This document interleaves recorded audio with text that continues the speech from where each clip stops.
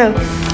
Misalnya saya lihat data kunjungan remaja ke puskesmas itu masih sangat rendah, padahal data pernikahan dini di desa itu sangat tinggi. Betul Bu, mereka sepertinya sumpah dalam puskesmas. Maka dari itu saya mengajak hari ini saya mengajak konsul.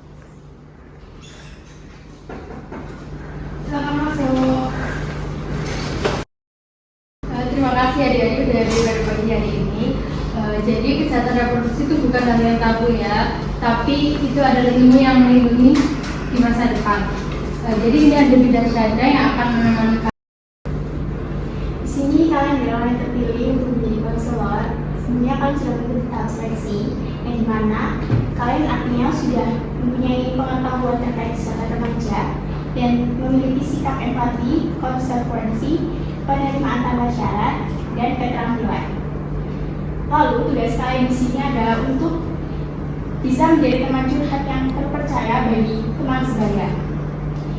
Orang yang kalian hadapi adalah para remaja yang dimana dia menuju dewasa, dan tentunya mereka pasti membutuhkan dukungan secara emosional, edukasi, dan advokasi.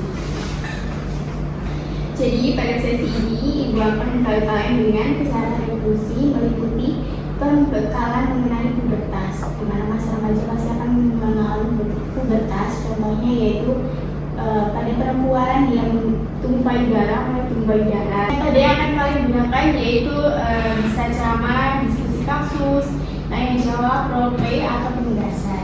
Dan di sini saya memberikan modul untuk kalian baca dan pahami materi untuk kalian nanti ada.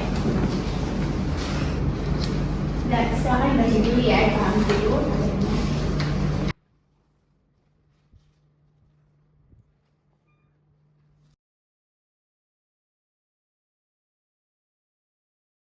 Baik, sebelumnya Ibu akan menjelaskan sedikit mengenai materi dasar cara menjaga kesehatan reproduksi. Apakah kalian semuanya sudah mengetahui bagaimana cara menjaga kesehatan reproduksi?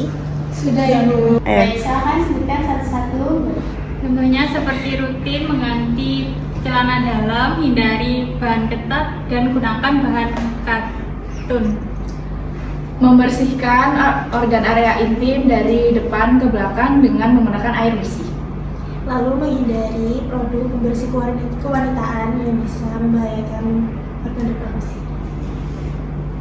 Sekali itu adalah beberapa contoh cara menjaga kesehatan reproduksi.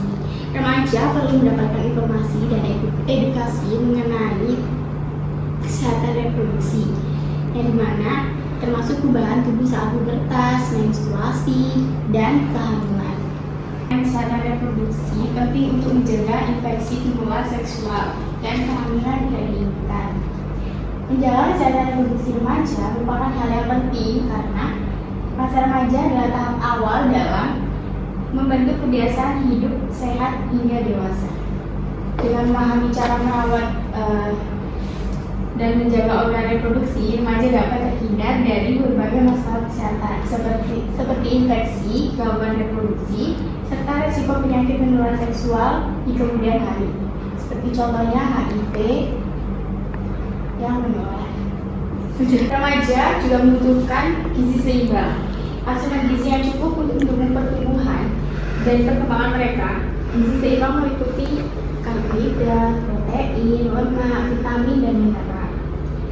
Jadi kita harus mengedukasi remaja bagaimana cara menjaga gizi seimbang.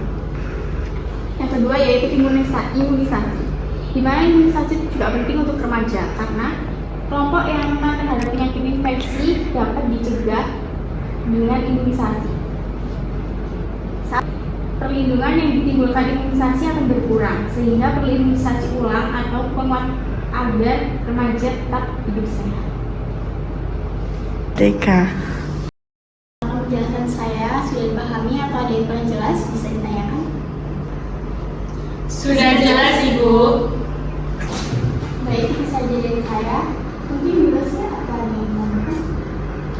Terima kasih untuk adik-adik yang sudah hadir. Kami percaya dan yakin bahwa kalian bisa menjadi konselor sebaya. Baik, selamat bertugas. Semoga dilancarkan dan berhasil. Alhamdulillah siap teman-teman.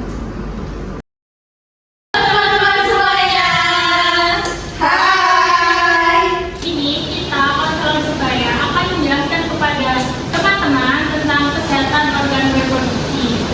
Sebelumnya, perkenalkan aku Reva dan ini teman-teman aku. Aku Abel, hai. Halo Zahra, salam kenal semuanya. Salam kenal. Nah, kita mulai ya gamesnya. Apa yang kalian pikirkan kalau aku nyebut kata reproduksi? Hah? Apa ya? Oh, hormon. Kebersihan. Nah, bagus, tepuk tangan. Itu semua berhubungan dengan materi kita pada kali ini ya. Nah, ngomong-ngomong soal hormon yang udah disebutin teman kita tadi, kalian tahu nggak sih kenapa kulit kita berjerawat, emosi kita naik turun, kita tuh kayak gampang banget bad mood. Kalian tahu nggak kenapa? Enggak.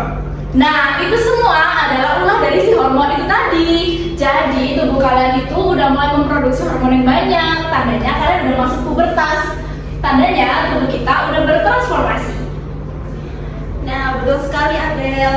Tapi perlu diingat ya, kalau semakin matangnya fungsi dan produksi itu, tanggung jawab kita semakin besar.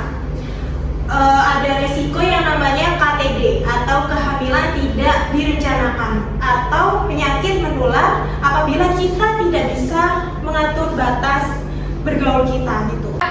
Temenku ada yang takut cerita ke orang tuanya soal siklus haidnya yang nggak teratur. Itu gimana ya?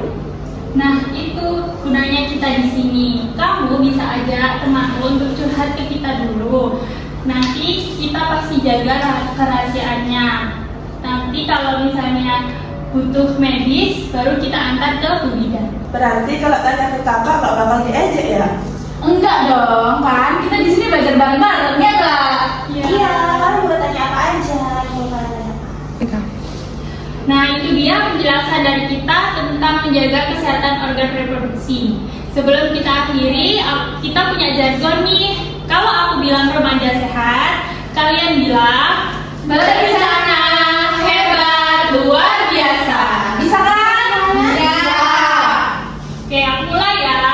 Remaja sehat, berencana, hebat, luar biasa.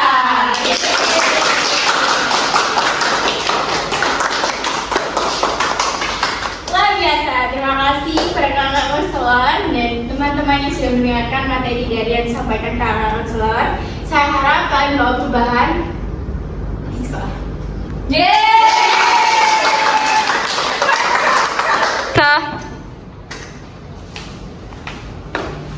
Selamat siang Guru sih.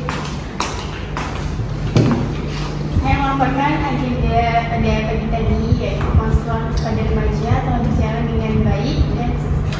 Alhamdulillah, terima kasih ya Bu atas partisipasinya pada kegiatan hari ini. Semoga kita bisa menjalankan program ini dengan konsisten dan lebih baik untuk kedepannya. Baik. Makes it hard